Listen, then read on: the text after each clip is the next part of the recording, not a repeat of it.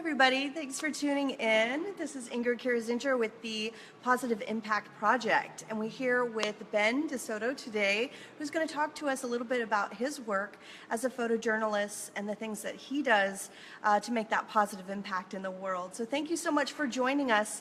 If you have any questions for Ben while we're talking, you can feel free to type them in, and of course after the show you can send them in an email and we can see if we can get some answers for you. So welcome, Ben. Thank you so much. Thanks so much for coming on the show. Oh, yeah, no worries, man. Thanks for visiting the warehouse. Yeah, it's really awesome here. Yeah. And the weather's nice too, so Oh, yeah. It's great to be out. So tell us a little bit about what you do right now. Okay. What I'm doing right now is basic completion of work that I started as a journalist and newspaper photographer back in high school. So I grew up in Pasadena, lived here in Houston Post, staffed at the Houston Chronicle 25 years. And during the course of those years, I did all sorts of assignments. I did punk rock music scene, art scene, inner city community, and the gentrification, and then homelessness. The Quiet Storms of Reform, it's at quietstormsreform.com, is my proof of concept. It's 70 minutes of a documentary film. And it's kind of, as far as I can take it, it's all I can do right now with the resources I have. I had a wonderful group of support. In it, I am telling this story of two people I met back 30 years ago that were homeless. And through just divine guidance and structure, we kept in contact with each other. And we were able to tell some underlying causes of chronic homelessness through their stories. And I feel very blessed to witness from 1980 through 2016. I've literally seen a societal change in this attitude toward homelessness. And Houston is actually leading the country in resolving and ending homelessness. So far, they've brought in 10,000 people off the street with this new paradigm. Wow. Yeah, including my friend Ben White. Yeah, I know it is. I mean, and people are still there's still a lot of problems. There's still demand and needs outweigh supply. We're just, regrettably, our nation's caught up in I think a horrid, poisonous mindset. There's this idea that you can start deserving and undeserving poor. And so they're creating these means testing. Right now we have 29 states, legislatures who are trying to force some type of agenda along this line. It has nothing, it's a contradiction to the facts that we know what leads to someone to recovery from homelessness. But it's very much in this old fire and brimstone, deserving versus undeserving poor, and somehow you can sort that out. Again, we're seeing a lot of people's concepts of morality being played out on the public stage through policies and practices. My intent with the documentary film is to get information out there so people can make an informed decision about what we do and how we spend our resources. Dr. David Buck with Healthcare for the Homeless says that our policies are a penny wise and a pound foolish. Mm-hmm. We are punishing the poorest people, the people who are least able to fend for themselves, and we're forcing them on the streets because of a calculated decision that we can't have affordable health care, that we can't have affordable housing, that we can't have jobs that pay a living wage, and we have created this perfect storm. We are functioning as a third world country now because we have this pocket and a group of people with affluence and wealth who are hoarding their money. They're thinking only on their own priorities. I'm going to bring this hand in a little bit more. And they're not, they have effectively sabotaged, the rest of us because even to look at the oil companies, if you study the oil companies and you look at my Facebook page, I'm doing a lot of work and material moving into the next project I feel drawn to as I'm completing these, is that the oil companies have been in a cycle that they find oil, they rush to harvest it, they glut, and then they collapse. We have been captive to an oil industry and their economic budget cycles for almost 100 years, going all the way back to the 30s. And so, what's happening in West Texas right now, no one needs that oil. It's not even for domestic consumption, but they have an opportunity to find oil and they want to exploit it, just simply becomes a hand. And so we're seeing a really interesting coalition of people going to West Texas, and I want to speak a little bit more about what's happening for my future. But talking about where I am right now is this completion. I'm also close to completion of a documentary film about the first punk rock music scene. Oh. Yeah, and it's a really good energy with it. I was showing some people over the weekend. We had some people over here editing, and I showed him first the Quiet Storms of Reform documentary because he was into horror. And I said, "Well, you're into horror. Well, check this out." And he just watched about like a half hour, and he goes, "That's not horror. That's horrible. That's so sad." And I don't know what to say. You edited that too hard. And I said, well, I did have a desire to kind of have people the opportunity to kind of pull out their heart and look at it and put it back in their chest, So I'm going to leave it to others to kind of mitigate that and kind of resolve it, but I can't do any more. Well, it's art. It's your art. So how people receive that is really a reflection of them. Yeah, But you have to put it out there the way that you want to put it out there, I think. Well, that's true, and so there's that fine line between someone who's working something out through their art and sharing their travails and trauma with the rest of the world, It's that is art. a fine line. Yeah, I know. That is art. Yeah. But how did you get into all this? I mean, what motivated you to start working on these projects or become this photojournalist? The love of the photography. As I've grown over the decades and learned more about myself, I see a lot of qualities of my spirituality had manifest. Actually, when I was 19, I actually had to choose between going into the ministry. I was raised up Southern Baptist, or going into photojournalism. As you see, I chose to do photojournalism because I felt it would be a little bit more fun. And but apparently carrying both, the photography is carrying the water for an enlightened way of looking at compassion. Okay. Well, my dad, we're Shasta River Indian. He's always been very this Northern California. Okay. He was always very doing a lot of things with the tribe and grandfather, and he still does. He goes around and does speeches about what happened there and the slaughter, and he really is very passionate about sharing what happened to our people there. And though I'm kind of more removed as far as I'm like a 32nd, I think, but he was always very involved in it. I always felt like I didn't understand it the way he did, and I always wanted to. And I hear all this going on with the pipeline, and I'm very interested in what this means to them, because I know I'm horrified about the whole here's your reservation, and then we kind of need it right now, so can we just use it? No, stop it. And basically we've had this and I don't want to say white people, but there is a crazy behavior pattern coming from these Europeans. Even back, my namesake Tecumseh was a Shawnee Indian chief, and in 1810 he was dealing with an identical problem. After they consulted with the Indians, and they wrestled a road connecting some of the colonies there, and then 2 years later they come back and they basically said, well, we're not consulting you, we're just telling you that we're going to cut another road through your lands. And you have these people, Apache Oil apparently has a connection to Pasadena. We have the Energy Transfer offices here in Texas. And basically these oil companies, someone described them as oil bullies. They've been doing this around the world for decades. And we should be driving electric cars. I don't even know what's going on here. Why are we still using oil? Yeah, exactly. And, it doesn't make sense. And so that's a very interesting coalition that's happening here in West Texas that's coming up. And in fact, I leave Monday for 7 weeks. I'm going to be spending some time in West Texas. Planning to go to Washington State to pursue an exclusive yet secret interview, but I will acknowledge that I am going to Washington State. Probably be there the first 2 weeks in February to do that work. So friends in Washington State, be prepared.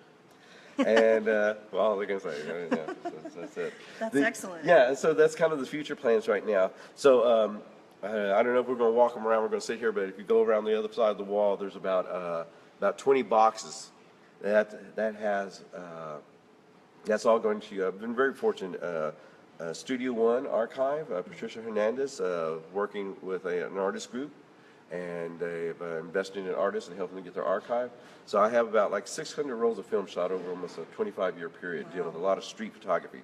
Going through my notes, going through all these books, I'm finding out like I was like the first photographer at the Chronicle who went into the inner city neighborhoods without a police escort in the early 80s. You know, it was such a, it was, yeah, well, this kind of at the core, I was always kind of the underdog, because I was always an underdog, and so when I had a little bit of power to myself to be a witness, which is the other thing that I'm moving forward with. I'm hoping to, during this 7 weeks, make some presentations at an Indian reservation and also in another city in Texas to teach what I've been doing here through Houston Photo Fest, Literacy for Photography, and other organizations, a citizen journalism training and empowered witness. I was going to say, media is what's changing the world. Oh, the yeah. fact that everybody has access to this now, that anybody can do it. Yeah. Like me, obviously, they'll let anybody have a camera. No, isn't it great? I love it. I'm digging on this. Yeah, but yes, to give it to everybody, to allow everybody to have that access means education for the world. It means everybody can get involved who would not normally know about it. That is really exciting. And it's easier to think of it literally as a language system. In the same way that we're able to communicate in English, and if someone new to French and they can communicate that, I consider photography a language.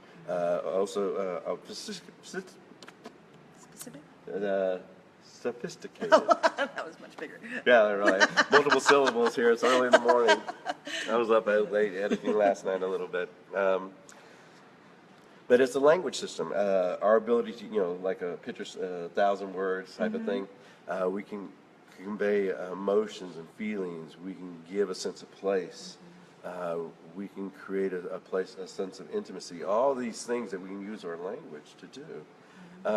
And part of this empowered speech, part of this citizen journalism also is the education to know whether the industry standards for broadcast, for legal, for exhibition, for scientific presentations, as well as being able to educate and learn how to distinguish and discriminate fake news, for example. Now that's kind of the common language. But to be able to use some common sense ways to kind of look at stuff, also common sense ways of communicating information. You don't want to go, there's this quality about free speech is also responsible speech. You know, you don't run into a room and yell fire, fire just because you want to yell that. Because you have the freedom to. Yeah. So I think that's a crime, actually. Well, it is. to do that. But it had to be created on the books and identified and such like that. And so, we can always hope for a culture and society that embraces these values of respect, not because it's the law, because it's because that's our instruction. These are our values. We're talking about a culture that I think more than anything else is in a state of crisis. We could right now with many third world countries who have abandoned the petrochemical model for energy, creating energy and sustaining themselves, they're going to move ahead of us.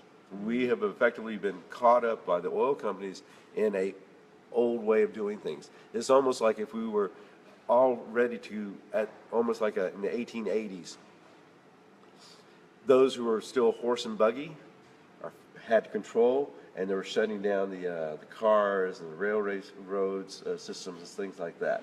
It's just,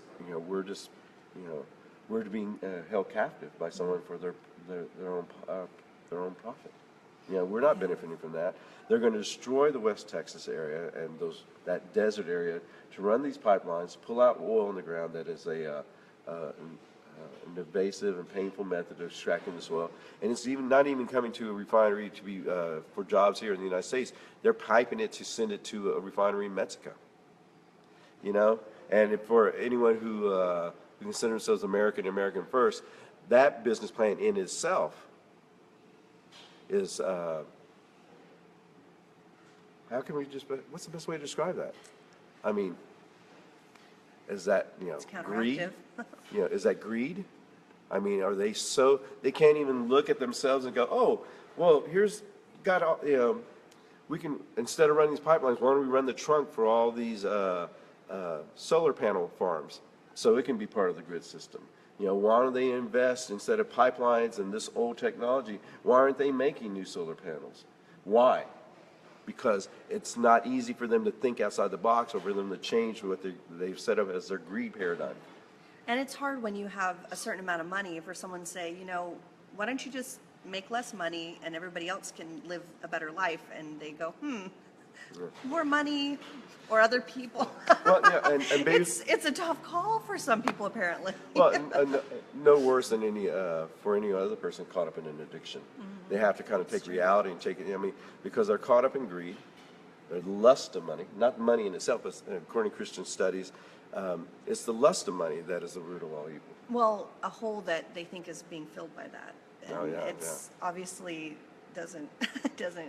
But I think it's wonderful that, from my perspective, from a spiritual perspective, I see that in human nature that we have to have struggle, that we have to have strife, that we have to have the good and the bad in order for us to understand ourselves. So from my perspective, it's like you understand yourself so much better because of this fight you've been fighting. You start to understand and blossom and become the person you're meant to be throughout your life because of these struggles. So they are just as important as you are, from a higher perspective. They are teaching you so much. At the same time, you're teaching others and you're helping others to blossom. In the grand scheme of things, it's actually a beautiful dance. But when you're in the middle of it, you're focused on what is the next thing I have to do here to make that change. And I think that's beautiful and wonderful that you're following your calling, and that this positive impact project is about people who often suffer, who often have a lot of difficulty physically or financially or in their life, just because they have that calling and they can't ignore it and they have to follow their heart's desire. And those are the people that I think that we need to support more. And when we do that, we're telling ourselves it's okay for us to be that person, for us to follow our dream and not worry about everything else, because it falls into place, doesn't it? Doesn't your life fall into place when you're following your dream? You're taken care of as you need to be? Yes, that's kind of what is described as living in spirit, or as the Christians call, living under God's will and under His protection, and conscious of that. It's a difficult thing to maintain. After I was raised up Christianity, I consider that my first introduction to spirituality and prayer. And in my early 20s, I converted to Nichiren Buddhism, chant Nam Myoho Renge Kyo. And that was another deepening place in my spiritual life and my work life, kind of blending and moving together. Then I did 12 steps for 12 years, so I had to kind of go through that. It's a great place to find God, too. Yeah, and really again, is. Another deepening place. And now I find myself an opportunity to work with Native Americans and do sweats and kind of learn that way. That's awesome. And the fight to West Texas is both I consider it a witness in history, because of what people are doing there. Like I said, what's interesting, you have Native Americans there who are seeing this struggle as something to protect Mother Nature themselves. There's people there who love Big Bend, and they don't want to see it destroyed and desecrated to perpetuate an inefficient business plan.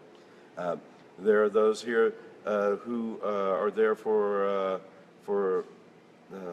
American values in the legal system because of the abuse of eminent domain, the lack of environmental impact statements. There was a manipulation done to allow them to segment and build this without any oversight that they would never have gotten if Obama hadn't conceded a fast-track authority for them. Regrettable. And then the fourth value that is coming there are people who are looking at this oil companies and that production model as inefficient, ineffective, passe, and all we're doing is continuing they're going to tie us into another generation of this boom bust economic cycle and screw up the desert on top of that. And so these people are coming together through different coalitions and alignments, and we have 3 working camps. Camp 2 Rivers, that's in Presidio, a mobile media and other work camp in Alpine called Trail Deer, And then we have what I understand, each of these, the third group is Camp Toyaville. And this is my understanding. I had a chance to visit there during New Year's Eve weekend.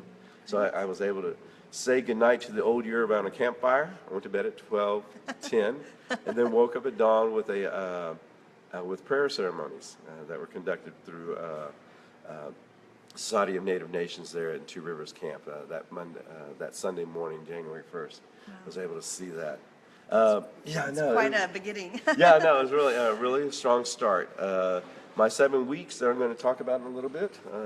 I don't have my clock here, so I've lost track of time. We're good. We're good. Okay. You talk about what you need to talk about because we want to hear it. Okay. Well, so talking about the past, it kind of brings us where we're at right today, which kind of lays me the foundation. So if we walk you around the corner, you'll see a bunch of boxes that I'm trying to get to the University of Houston and also to the Gregory School.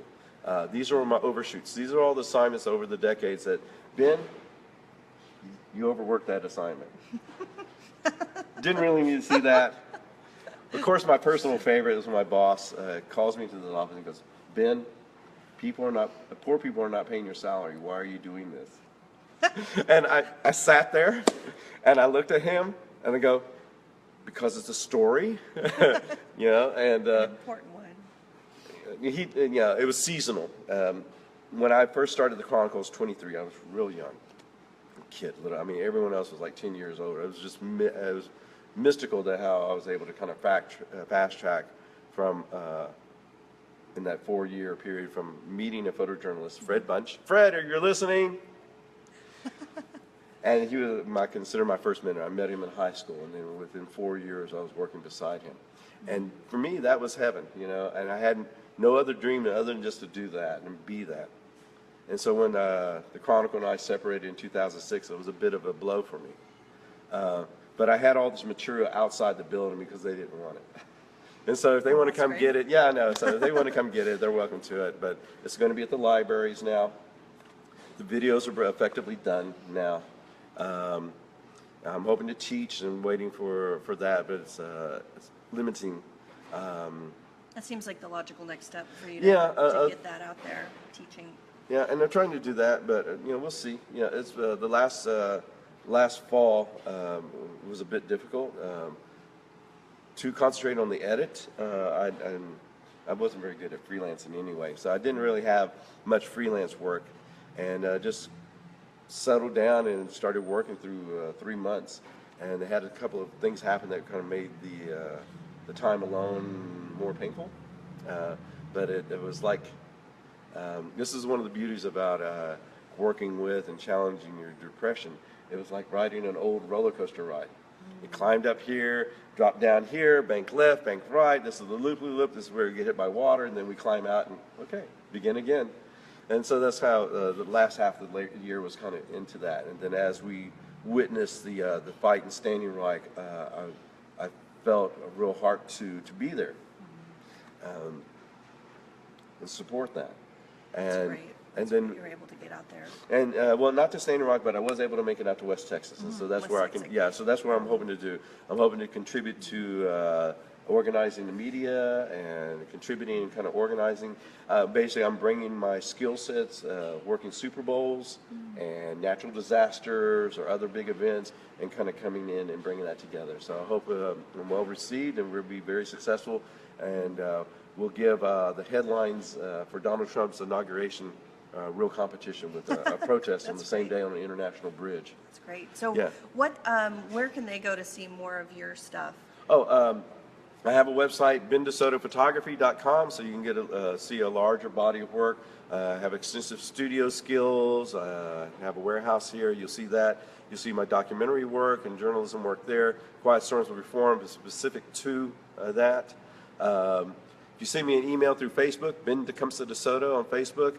If you really want to see the punk rock film, I'll send. I'm still kind of doing some editing and working through that, but I'm willing to send that. I'm planning to have a presentation in March with my surprise secret interview from Washington State added to. Yeah, so that's going to be late March or early April. So I'm trying to work that out and have that place. So you guys come out for a screening. We're real excited about it because I'm finding it really interesting. There's a lot of people who are drawing comfort. real actual comfort knowing there's a generation of punkers who survived Reagan. And for whatever reason, I said, "Oh my God, you guys survived Reagan?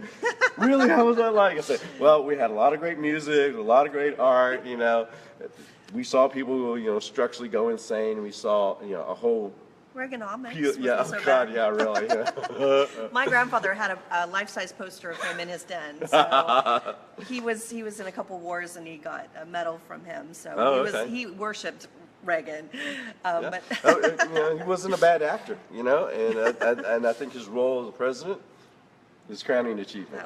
that was award-winning. Yeah, that was an award-winning presentation on behalf of people who are interested in money and not society. That's my opinion. Well, thank you. Oh, okay. We're all set.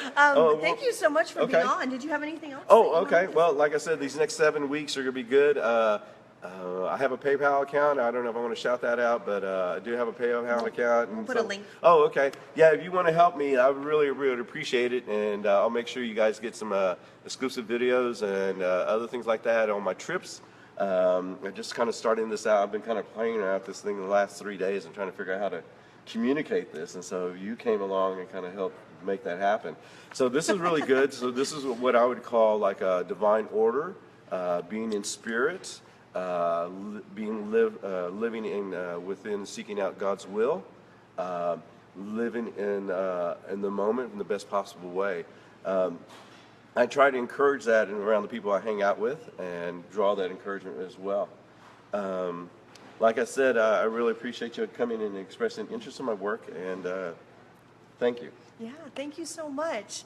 And I'm going to do a little more video as far as get that after we get off the live feed. I'm going to put it together. So on YouTube, we'll have a little bit more if you guys want to go check it out on YouTube on our PIP series at that point. So thanks so much, everybody. Okay, well, we are going to some people that keep going. They want us to keep talking because they're letting more people know. But don't worry, it's archived. We're here. You can check it out after the fact. And like I said, I'm in town for another week, and then I go bye-bye for 7 weeks. But I'll be back in March. Hope to see you guys at some of the screenings for the punk rock film. Keep posted online through my account, Houston Indie Media. I'm doing some collaboration work with them, and also check out the work at Camp Toyabell, Camp Deer Trail, and Camp Two Rivers. That's the front lines of this fight, and we're going to win. I have a confidence in that because, in addition to these other values there, the people in West Texas really love that part of the country, and people around the world love that part of the country. And to think that it can be desecrated just to make some money for somebody is a sin. Well, thank you so much for spreading the word and letting everybody know what they can do, how they can help, how they can get involved. We're going to put some links for you guys. Thanks so much for watching, and we'll see you next time. Bye for now.